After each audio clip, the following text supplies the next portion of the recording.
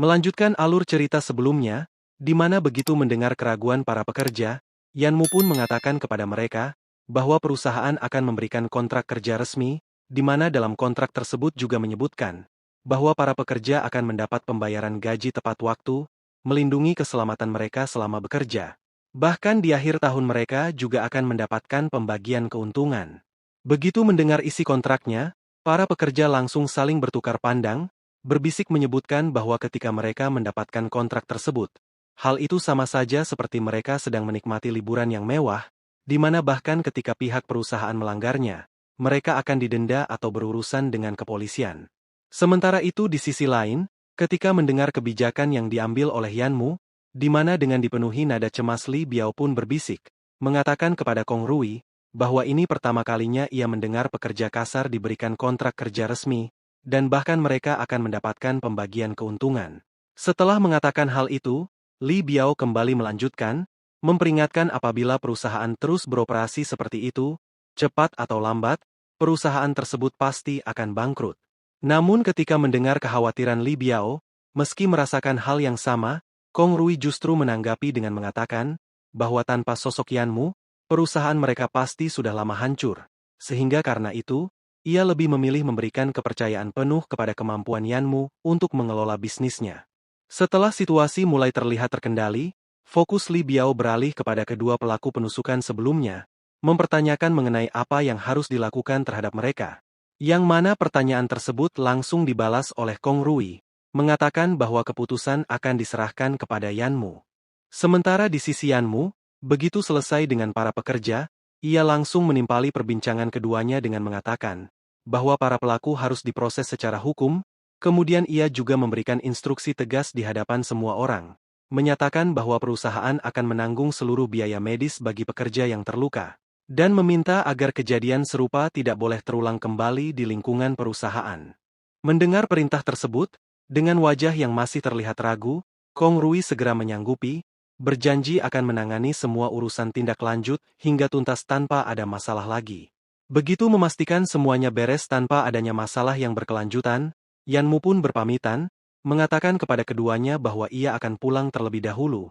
Sehingga mendengar hal itu, Kong Rui langsung menawarkan bantuan untuk mengantarnya, namun langsung ditolak dengan mengatakan bahwa ia akan berjalan sendiri. Melihat kepergian Yanmu yang mulai menjauh dari pandangannya, Kong Rui pun mengakui bahwa Yanmu memiliki kemampuan manajemen yang jauh lebih unggul, sehingga dengan nada antusias ia pun mengajak Li Biao untuk memberikan kepercayaan penuh kepadanya, yakin bahwa Yanmu akan membuat sebuah perubahan besar. Singkat cerita pada komplek perumahan Yanmu Jia, di mana Yanmu yang baru saja tiba di depan pintu apartemennya, ia pun langsung disambut oleh Meng Yu yang bertanya mengapa dirinya pulang begitu larut, sehingga mendengar pertanyaan tersebut, Yanmu segera menjelaskan bahwa keterlambatannya diakibatkan urusan kantor yang harus ia selesaikan. Namun mendengar apa yang dikatakan Yanmu, Meng Yu langsung menggodanya, mengatakan bahwa ia terlihat bekerja jauh lebih keras dari biasanya, menduga hal itu dilakukan karena Yanmu akan segera menikah bersama Fang Yusue. Mendengar apa yang dikatakan Meng Yu tanpa mengetahui bahwa keduanya telah berpisah, sambil tersenyum dan meletakkan tangan ke atas kepalanya, Yanmu pun mengatakan agar ia tidak berbicara sembarangan. Kemudian dirinya juga menjanjikan bahwa besok ia akan mengajaknya ke suatu tempat untuk mewujudkan impian lamanya, sehingga mendengar pernyataan tersebut. Dengan dipenuhi rasa penasaran Meng Yu pun mempertanyakan kemanakah mereka pergi. Namun tetap ingin merahasiakan hal tersebut, Yanmu justru menyuruhnya untuk beristirahat saja, di mana setelah itu Yanmu pun segera melangkah masuk ke kamarnya, meninggalkan Meng Yu yang merasa bahwa dalam waktu sehari Yanmu terlihat berbeda. Setelah berada di dalam kamarnya, Yanmu langsung berbaring, merenungkan sistem misterius bernama Dewa Utama Mata Bulan yang ia dapatkan setelah kembali ke masa lalu, di mana sistem tersebut tidak hanya mengendalikan hidupnya, namun juga memiliki kemampuan memperpanjang nyawa orang lain. Namun saat masih memikirkan kemampuan lain yang dimiliki sistem Dewa Utama Mata Bulan, tiba-tiba saja jendela sistem muncul, memberitahukan bahwa sistem mendeteksi lingkungan di sekitar host telah aman, hingga beberapa saat kemudian, ruang di kamarnya mulai terdistorsi, menarik Yanmu ke dalam ruang sistem. Begitu berada di dalam ruang tersebut, sistem langsung memberitahukan apakah host siap menerima sebuah warisan. Di mana Yanmu masih kebingungan dengan apa yang sedang terjadi, ia pun mempertanyakan warisan apa yang dimaksud sistem. Namun saat pertanyaannya belum dijawab, Yanmu tiba-tiba melihat refleksi dirinya dari kehidupan sebelumnya, di mana sistem langsung merespon, memberitahukan bahwa kelahiran kembali host telah memicu kerusakan ruang dan waktu. Setelah memberitahukan hal itu, sistem terus melanjutkan dengan memberitahukan bahwa poin bertahan hidup yang dikonsumsi oleh host setiap hari, poin tersebut juga digunakan untuk menjaga stabilitas ruang dan waktu yang telah rusak oleh kekuatan eksternal, sehingga host perlu menerima warisan Dewa Mata Bulan, namun apabila menolaknya, maka dunia akan segera hancur. Mendengar informasi tersebut, Yanmu seketika tertegun terkejut, namun belum sempat meminta penjelasan lainnya, sistem langsung memulai proses penerimaan warisan, tanpa memperdulikan kebingungan yang Yanmu rasakan.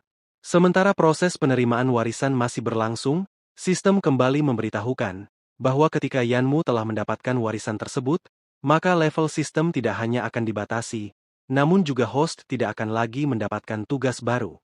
Singkat cerita, Yanmu akhirnya tersadar, di mana dengan masih bisa merasakan efek tekanan dari menerima warisan Dewa Mata Bulan, ia pun menggerutu, mengatakan bahwa sistem sialan itu telah menipunya.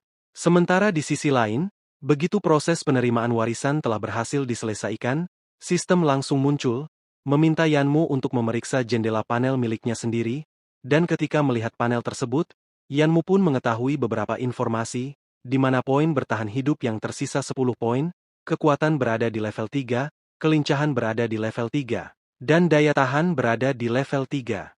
Namun tidak hanya itu saja, Yanmu bahkan mengetahui bahwa ia memiliki atribut lanjutan yang merupakan kekayaan, sementara kemampuan dasarnya adalah keberuntungan dan menghasilkan uang, namun ia juga melihat bahwa warisan yang bisa terbuka hanya 1%. Begitu mengetahui informasi tersebut, Yanmu pun mempertanyakan mengapa pada panel, kemajuan hanya berada di 1% meski proses penerimaan warisan sudah selesai. Merespon pertanyaan tersebut, sistem seketika memberitahukan bahwa karena atribut dasar host yang tidak mencukupi, maka keseluruhan kemampuan yang diwariskan belum bisa diperoleh saat ini. Setelah mengetahui hal itu, Yanmu pun berdiri, melangkah keluar kamar untuk mencari udara segar, di mana pada saat yang sama, meski ia juga kembali menggerutu, mengatakan bahwa itu merupakan penipuan, Yanmu tetap meyakinkan dirinya bahwa selama ia hidup, ia pasti akan menemukan solusinya. Sementara di sisi lain, terlihat Mengyu sedang menunggu di depan kamar Yanmu, di mana dengan wajah cemas ia pun mempertanyakan di dalam batin, apakah Yanmu terlalu lelah dan tidak mampu bangun, meski waktu sudah melewati tengah hari. Namun sesaat kemudian, pintunya justru langsung terbuka perlahan, dan begitu melihat Mengyu ada di sana, Yanmu seketika sedikit tertegun. Sementara di sisi Mengyu, begitu melihat Yanmu akhirnya keluar dari kamarnya, dengan wajah cemberut ia pun mengingatkan, bahwa bukankah Yanmu telah berjanji akan mengajaknya ke suatu tempat hari ini. Sehingga begitu mendengar pernyataan tersebut, sambil mengelus kepala, mencoba menenangkan Mengyu ia pun mengatakan, bahwa dirinya hampir lupa dan meminta waktu untuk bersiap terlebih dahulu. Singkat cerita di Jalan Jiangcheng, di mana terlihat Yanmu dan Mengyu sedang berjalan berdua menuju ke tempat yang dijanjikan oleh Yanmu sebelumnya. Namun di sela-sela perjalanan mereka, tiba-tiba saja, Mengyu yang melihat sosok Fang Yusue di seberang jalan, ia pun segera bertanya, memastikan apakah itu sungguh saudari Yusue. Namun setelah memperhatikan lebih jelas lagi, ia pun dapat melihat bahwa ada sesuatu yang salah terhadapnya, sehingga dengan wajah yang dipenuhi kekhawatiran ia pun bertanya kepada Yanmu, apakah mereka akan pergi ke hotel. Mendengar pertanyaan tersebut, Yanmu hanya menanggapi dengan sikap dingin, mengatakan bahwa itu merupakan pilihannya sendiri, sehingga begitu mendapat jawaban seperti itu, rasa penasaran Mengyu kian memuncak hingga ia langsung mempertanyakan, apa sebenarnya yang terjadi di antara mereka berdua. Namun pertanyaan tersebut langsung dipotong oleh Yanmu, di mana sambil menarik tangannya ia pun mengatakan, bahwa lebih baik mereka melihat-lihat rumah terlebih dahulu, karena tempat yang mereka tuju akan segera tutup. Singkat cerita, mereka berdua pun sampai di kantor penjualan Blue Water Bay, di mana begitu keduanya memasuki kantor tersebut, seorang pegawai wanita yang sedang setengah menguap menyambut mereka, menanyakan dengan nada datar apakah mereka datang untuk melihat rumah. Namun menghiraukan nada datar dari si pegawai tersebut, sambil menunjuk scale model di sampingnya, Yanmu pun juga mengatakan bahwa ia memang ingin melihat villa itu. Namun begitu mendengar bahwa Yanmu ingin melihat sebuah villa, ekspresinya langsung berubah, di mana dengan nada semakin meremehkan, si pegawai wanita itu justru menyarankan agar mereka melihat unit kecil saja, karena menurutnya, kawasan villa jelas bukan untuk orang seperti mereka. Sementara di sisi Meng Yu, ketika mendengar Yanmu ingin melihat villa yang disediakan oleh kantor penjualan Blue Water Bay, dengan suara pelan dan ragu ia pun mengingatkan Yanmu, bahwa proyek tersebut berada di bawah nama Grup Shantian yang merupakan salah satu perusahaan terbesar saat ini, sehingga rumah yang mereka jual sudah pasti memiliki nilai yang mahal. Terlebih lagi villa yang dipastikan bernilai fantastis. Setelah mengatakan pendapatnya, Meng Yu pun kembali bertanya, apakah Yanmu sungguh ingin membelinya? Begitu mendengar pertanyaan tersebut, Yanmu langsung mengangguk dan tersenyum, menyatakan bahwa memang ia ingin membelinya, di mana setelah mengatakan hal itu, Yanmu juga mencoba memastikan dengan mengatakan, bahwa bukankah memiliki rumah yang besar dan tinggal di dalamnya merupakan impiannya. Mendengar apa yang dikatakan oleh Yanmu, Meng Yu seketika tertegun, di mana saking terkejutnya ia pun sampai terbata-bata memastikan, bahwa apakah Yanmu benar-benar ingin membeli villa untuknya, yang dimana bahkan si pegawai wanita yang tak mampu menahan tawa kecilnya ia pun menyindir, mempertanyakan apakah ia benar-benar tahu berapa harga villa di tempat mereka. Menanggapi sindiran tersebut, dengan nada serius Yanmu pun membalas, mengatakan bahwa dirinya memang ingin membeli villa, hingga membuat situasi di tempat tersebut semakin canggung, dan begitu bisa melihat situasi tersebut, Meng Yu yang mulai dipenuhi rasa tidak nyaman, ia pun mencoba mengajak Yanmu untuk lebih baik pergi saja dari sana. Namun saat mendengar apa yang sekali lagi ditegaskan oleh Yanmu, sikap si pegawai wanita tersebut justru semakin melampaui batas, di mana dengan menilai pakaian yang dipakai oleh Yanmu secara keseluruhan, dengan nada merendahkan ia pun mengatakan, bahwa harga dari seluruh pakaiannya bahkan tidak sampai 200 yuan, namun masih berani bermimpi membeli sebuah villa. Begitu mendengar perlakuan yang semakin merendahkan Yanmu, Meng Yu yang tidak mampu menahan diri lagi, sehingga dengan nada kesal ia pun langsung menarik lengan Yanmu dan mengatakan, bahwa mereka tidak perlu melihat rumah di tempat itu lagi. Namun tepat di saat mereka hendak pergi, sebuah suara tiba-tiba terdengar memanggil nama Yanmu, dan bahkan mencoba memastikan bahwa orang di hadapannya benar-benar Yanmu, di mana ternyata suara tersebut berasal dari Su Fei yang merupakan teman sekelas Yanmu di sekolah menengah pertama, dan merupakan seorang pengusaha sukses yang berusia 23 tahun. Begitu melihat Su Fei juga ada di tempat tersebut, Yanmu pun langsung menyapanya dengan sopan, namun sikap Su Fei justru berubah sinis, di mana ketika Yanmu hendak berjabat tangan, Su Fei justru langsung menarik kembali tangannya, kemudian mulai menyinggung masa lalu Yanmu serta mengejek keluarganya dengan mengatakan, bahwa Yanmu sama sekali tidak berubah dari saat mereka sekolah dahulu, dan bahkan ia juga mengingat apabila keluarganya begitu miskin hingga satu kemeja saja, bisa dipakainya bertahun-tahun. Mendengar apa yang dikatakan oleh Su Fei, Yanmu yang tetap bersikap tenang, ia pun hanya membalas, menanyakan kabarnya, namun di dalam batin Yanmu juga mengatakan, bahwa dalam ingatannya, Su Fei memang pernah mencoba berbisnis, namun akhirnya tetap saja bangkrut. Sementara itu di sisi Su Fei, menanggapi Yanmu yang menanyakan kabarnya, dengan tetap membanggakan dirinya ia pun mengatakan, bahwa ia kini hanya sekadar menjalankan bisnis kecil dan berniat membeli rumah tambahan. Setelah mengatakan hal itu, Su Fei kembali menyindir, mengatakan bahwa membeli sebuah unit kecil di tempat seperti Blue Water Bay hanya akan mempermalukan diri sendiri, di mana ucapan tersebut langsung ditimpali oleh si pegawai wanita sebelumnya, di mana dengan nada menjilat ia pun mengatakan, bahwa rumah mampu mencerminkan status seseorang. Sehingga orang yang tinggal di unit kecil jelas berbeda dengan mereka yang tinggal di sebuah villa. Setelah mengatakan hal itu, ia pun langsung memuji Su Fei sebagai sosok pemuda yang sukses, sehingga ketika mendengar pujian tersebut, Su Fei yang jelas menikmatinya tetap bersikap merendah, mengatakan bahwa dirinya hanya memiliki sedikit uang. Sesaat setelah mengatakan hal itu, sambil melirik jam di tangannya, Su Fei pun memberitahukan kepada Yanmu bahwa ia masih memiliki urusan bisnis, di mana dengan nada santai ia pun meminta agar dirinya diprioritaskan terlebih dahulu, mengingat Yanmu terlihat tidak sedang terburu-buru. Menanggapi apa yang dikatakan oleh Su Fei, Yanmu hanya tersenyum tipis dan mengiyakan, mempersilakannya memilih rumah lebih dulu dengan beralasan, bahwa dirinya memang tidak sedang dikejar waktu. Dan begitulah, di mana kesepakatan di antara keduanya tercapai, sikap pegawai wanita tersebut mendadak berubah sepenuhnya, di mana dengan tersenyum ramah ia mulai melayani Su Fei dengan penuh perhatian, menjelaskan berbagai properti unggulan secara detail. Melihat pemandangan tersebut, Yanmu yang hanya melirik sekilas, ia pun segera berbalik, memberitahukan kepada Meng Yu bahwa ia akan keluar sebentar untuk melakukan panggilan telepon. Beralih ke sisi Su Fei, ketika masih mendengar penjelasan tentang properti terbaik yang dimiliki di tempat mereka, ia yang tidak ingin membuang waktu lebih banyak lagi, ia pun langsung memotong pembicaraan tersebut, di mana sambil mengulurkan kartu banknya ke arah si pegawai wanita tersebut, ia pun menyatakan dengan tegas bahwa dirinya akan mengambil satu unit villa itu dan siap membayarnya. Begitu mendengar perkataan Su Fei, pegawai wanita itu seketika tertegun terkejut, di mana ia pun mencoba memastikan kembali, menanyakan apakah benar rumah yang dipilih Su Fei seharga 2 juta yuan dan ingin dibeli saat itu juga. Namun di dalam batin ia justru diliputi rasa senang, membayangkan bahwa jika transaksi ini berhasil, ia pasti akan mendapatkan komisi hingga ribuan yuan. Mendengar si pegawai wanita yang kembali menanyakan hal tersebut, Su Fei seketika menanggapinya dengan sikap dingin, menyatakan bahwa memang ia membutuhkannya dan bertanya apakah si pegawai mempunyai masalah dengan itu. Setelah mengatakan hal itu kepada si pegawai, di dalam batin Su Fei justru merasa sangat puas, di mana ketika selama masa sekolah, Yanmu selalu mengunggulinya, baik dalam prestasi maupun dalam menarik perhatian para gadis, sehingga karena itu, kini ketika akhirnya ia memiliki kesempatan untuk mengunggulinya, ia pun ingin melihat apa yang sebenarnya bisa ditunjukkan Yanmu di hadapannya.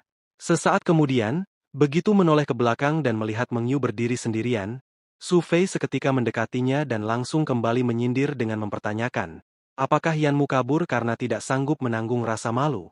Namun tepat saat itu, Yanmu yang kembali ia pun membalas dengan mengatakan, bahwa ia hanya pergi sebentar karena ada sebuah urusan. Dan tentu saja tidak mungkin ia pergi tanpa alasan karena ia datang untuk membeli rumah. Mendengar pernyataan tersebut, di mana dengan tersenyum sinis Su Fei pun menawarkan bantuan seolah-olah ingin memberi saran, namun justru kembali menyelipkan hinaan, di mana ia bahkan menyinggung ayah Yanmu yang bekerja di proyek, menawarkan pekerjaan yang lebih ringan dengan tambahan gaji kecil. Sehingga mendengar ucapan tersebut, Meng Yu yang tidak mampu menahan diri, dengan dipenuhi amarah ia pun membela kehormatan Yanmu dan ayahnya, menegaskan bahwa kerja keras merupakan sesuatu yang mulia dan tidak bisa direndahkan begitu saja. Namun ketika mendengar apa yang dikatakan oleh Meng Yu, Su Fei justru menyanggah tuduhan tersebut dengan nada meremehkan, mempertanyakan bagaimana mungkin bantuan yang ia berikan bisa dianggap menginjak martabatnya, di mana setelah mengatakan hal itu, ia pun melanjutkan dengan menyebutkan bahwa di dunia ini uang merupakan segalanya. Sementara itu di sisi Yanmu, begitu melihat situasi di antara keduanya semakin memanas, sambil menahan Meng Yu agar tidak melakukan apapun yang merugikan dirinya sendiri, Yanmu pun membalas dengan nada dingin, memperingatkan Su Fei agar tidak melewati batas meskipun mereka pernah saling mengenal. Namun mendengar peringatan tersebut, Su Fei justru semakin meremehkan, menganggap kebaikannya tidak dihargai, sehingga sambil menunjuk-nunjuk Yanmu, Su Fei pun mengatakan bahwa karena itulah orang miskin tetap akan menjadi miskin, di mana pegawai wanita itu juga ikut menimpali. Mengatakan dengan sinis bahwa semua itu terjadi karena Yanmu tidak mampu membeli rumah, dan hanya berkata omong kosong. Namun tepat di saat itu, seorang pegawai bank datang dengan tergesa-gesa, di mana dengan penuh hormat ia pun menyerahkan kartu eksklusif yang menandakan, apabila orang yang memiliki kartu tersebut merupakan nasabah berperingkat tinggi kepada Yanmu. Namun tidak lama kemudian, ketika mendengar keributan yang sedang terjadi, manajer dari kantor penjualan Blue Water Bay yang bernama manajer yang pun keluar dari ruangannya, di mana dengan nada tegas mempertanyakan kepada si pegawai wanita yang ternyata bernama Ah Sen, apa sebenarnya yang terjadi. Menanggapi pertanyaan tersebut, Ah Sen langsung tanpa ragu menunjuk Yanmu, menuduhnya sebagai orang yang tidak mampu membeli rumah, dan datang hanya untuk membuat masalah. Namun sebelum situasi semakin memburuk, sambil mengangkat, memperlihatkan kartu eksklusifnya Yanmu pun bertanya, apakah mereka benar-benar yakin bahwa dirinya tidak mampu?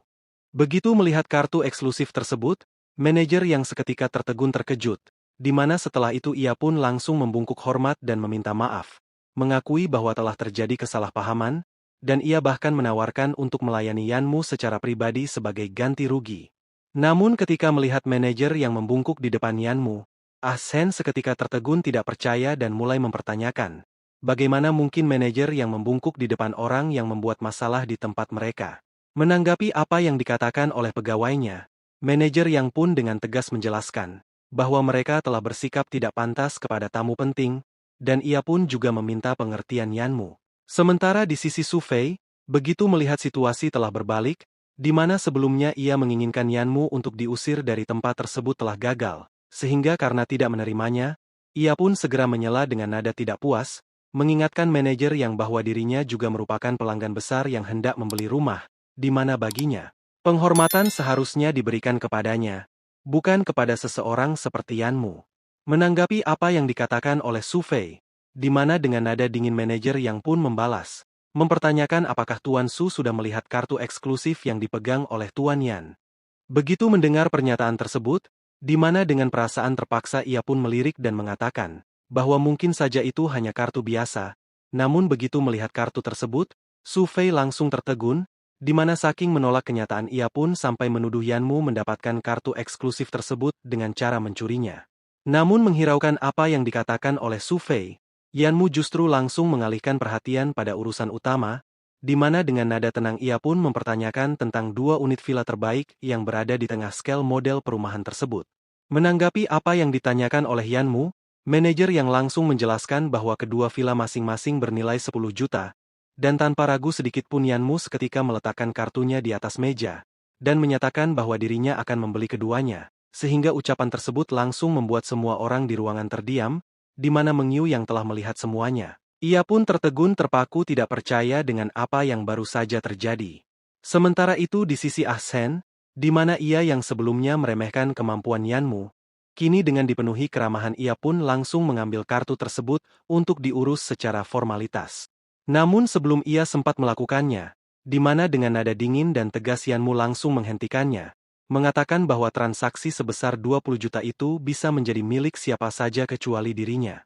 Sehingga karena keputusan tersebut, manajer yang langsung bertindak, mengatakan bahwa ia akan mengambil alih secara pribadi, kemudian tanpa ragu ia juga mengatakan kepada Ah Sen bahwa dirinya tidak perlu lagi datang untuk bekerja. Sementara itu di sisi lain, sama seperti Ah Sen, sikap Su Fei juga berubah drastis, di mana dengan senyum canggung ia pun tiba-tiba mendekat dan merangkul Yanmu, mencoba bersikap akrab seolah tidak pernah terjadi apa-apa. Namun semuanya sudah terlambat baginya, di mana saat itu manajer yang langsung memerintahkan para penjaga untuk mengeluarkan Su Fei dari tempat mereka, dan Su Fei pun yang seketika panik, ia pun menoleh ke arah Yanmu, mencoba meminta bantuan agar dirinya tidak dipermalukan seperti itu. Mendengar permohonan tersebut, Yanmu pun membalas dengan menghela napas, mengingatkan bahwa orang yang sebelumnya ingin memanggil penjaga untuk mengusirnya merupakan dirinya sendiri. Dan begitulah, tanpa memperdulikan Su Fei yang masih terus berteriak memohon maaf atas apa yang telah ia katakan sebelumnya, Yanmu justru tenggelam di dalam pikirannya, mempertanyakan kepada sistem bagaimana cara kerja dari skill keberuntungan, di mana setelah beberapa saat menunggu, sistem pun akhirnya merespon, memberikan penjelasan bahwa skill keberuntungan memungkinkan host mengamati nasib, serta keberuntungan seseorang ataupun benda mati. Sementara skill dasar lainnya yang bernama penghasil kekayaan, memiliki cara kerja memungkinkan host untuk mengidentifikasi harta karun, maupun berbagai barang yang berharga. Setelah mengetahui informasi cara kerja dari skill yang ia miliki, Yanmu pun mulai menyadari bahwa selama ia menginginkannya, maka ia dapat melihat nasib dan keberuntungan seseorang. Namun di tengah pikirannya yang masih dipenuhi hal itu, Su Fei yang masih belum menyerah kembali berteriak, mencoba menyelamatkan harga dirinya dengan mengundang Yanmu makan malam. Namun menanggapi ajakan tersebut, Yanmu yang hanya melirik sekilas, di mana dengan nada tenang ia pun mengatakan, bahwa dirinya dapat melihat aura gelap terpancar dari tubuhnya, sehingga ia pun menyarankannya agar lebih berhati-hati ke depannya. Begitu mendengar pernyataan tersebut, Su Fei justru salah mengartikan apa yang dikatakan oleh Yanmu, menganggap dirinya sedang dikutuk, sehingga karena itu ia pun kembali menghina, mengatakan bahwa meskipun Yanmu sudah menjadi kaya, pada dasarnya Yanmu tetaplah orang desa. Mendengar kesalahpahaman tersebut, Yanmu hanya bisa menghela napas, bertanya kepada dirinya sendiri, mengapa sarannya sering disalahartikan. Beralih ke sisi yang lain, di mana terlihat Ah Sen yang membungkuk hormat, memohon kepada manajer yang agar diberikan kesempatan kedua. Namun menanggapi permohonan tersebut, di mana dengan sikap profesional manajer yang dengan tegas langsung menolak, kemudian meminta Ah Sen segera pergi ke badan keuangan untuk mengambil gajinya. Sementara di sisi Ah Sen, begitu mendengar penolakan tersebut, ia pun seketika terguncang hebat, namun masih tidak ingin menyerah. Ah Sen seketika bersujud di hadapan manajer yang dengan mengatakan bahwa ia benar-benar membutuhkan pekerjaan tersebut untuk merawat ayahnya yang sedang sakit. Sehingga melihat Ah Sen sampai seperti itu, Meng Yu yang merasa tidak nyaman, Ia pun berusaha membujuk Yanmu agar memberikan kesempatan kedua, yang mana langsung dibalas oleh Yanmu setelah memikirkan sejenak, bahwa ia akan memberikannya kesempatan tersebut dengan berkata, bahwa semua orang pasti punya kesulitan mereka masing-masing. Sehingga atas permintaan tersebut, manajer yang langsung mencabut keputusan pemecatannya, dan Ah Sen seketika membungkuk hormat kepada Yanmu, mengatakan bahwa ia sangat berterima kasih dan berjanji akan bekerja dengan sangat baik. Di tengah semua permasalahan yang telah terselesaikan, perhatian Yanmu tiba-tiba tertuju pada sesuatu, di mana saat ia mengaktifkan skill keberuntungan, ia langsung dapat melihat cahaya keemasan yang menyelimuti Mengyu, di mana di dalam batin Yanmu yang menyimpulkan bahwa warna emas merupakan lambang keberuntungan besar. Ia pun berpikir bahwa Mengyu mungkin benar-benar akan menjalani kehidupan yang jauh lebih baik dibandingkan sebelumnya. Namun saat Yanmu masih memikirkan hal tersebut, tiba-tiba saja, dua wanita tua yang sejak tadi memperhatikan kejadian itu menghampiri mereka, di mana salah satunya memuji Yanmu sebagai pemuda yang luar biasa, menjanjikan, dan murah hati, sementara yang lainnya menawarkan diri untuk memperkenalkan putrinya yang seusia dengannya. Setelah mendengar apa yang dikatakan keduanya, Yanmu yang ingin segera keluar dari situasi canggung tersebut, ia pun langsung bertindak dengan merangkul Mengyu, dan dengan sopan mengucapkan terima kasih sambil memperkenalkan Mengyu sebagai pacarnya, di mana ia bahkan menambahkan dengan berkata, bahwa ia membawanya ke sini untuk membeli rumah bersama. Sehingga karena itu, wajah Mengyu seketika memerah, di mana dengan dipenuhi rasa terkejut dan malu, ketika Yanmu akhirnya melepaskan rangkulannya Mengyu pun langsung berbalik badan, mengabaikan Yanmu yang kebingungan dan bertanya mengapa wajahnya berubah memerah. Namun belum sempat mendapatkan jawaban, perhatiannya justru kembali teralihkan oleh suara dering ponselnya, di mana ketika Yanmu memeriksa dan melihat bahwa yang menelponnya merupakan Fang Yusue, ia pun seketika terkejut dan bingung. Namun karena tidak ingin berurusan dengannya lagi, setelah ingatan di kehidupan sebelumnya yang masih teringat jelas di benaknya, ia pun langsung menutup panggilannya. Sehingga melihat kejadian tersebut, Mengyu pun bertanya-tanya di dalam batin, apakah Yanmu baik-baik saja? Namun tidak lama setelah Yanmu menutup panggilan tersebut, sebuah pesan tiba-tiba masuk ke dalam ponselnya, di mana ketika ia membuka pesannya, ia pun mengetahui bahwa pesan itu berasal dari Fang Yusue yang memberitahukan lokasinya, meminta bantuan Yanmu untuk menolongnya. Sehingga begitu membaca pesan tersebut, Yanmu pun tertegun sejenak, di mana di dalam batin ia bertanya-tanya, apakah kepergian Fang Yusue bersama Madong bukan dari keinginannya sendiri?